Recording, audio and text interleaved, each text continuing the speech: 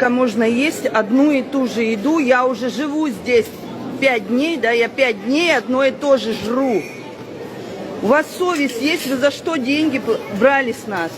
Вы посмотрите, что. Это ладно, она была бы хоть свежая. Здесь люди все травятся. Вот это вот изо дня в день. И, между прочим, на завтрак, обед и ужин. Одно и то же питание. Соли ни на одном столе нет. Соль находится вот в этой части. Вот кусочек. Соль здесь стоит. И перчик стоит. Все, посмотрите, какая огромная столовая. Вот ты сел уже позавтракать или пообедать, тебе недосолено, пошел с того конца вот за этой солью. Сейчас я вам покажу, какие здесь кружки чистые. Антисанитария кругом.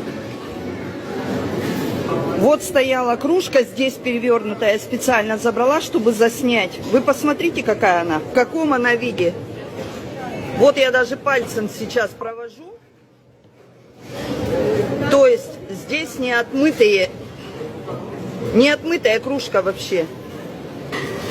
Весь отель людей уже переблевался, передрестался.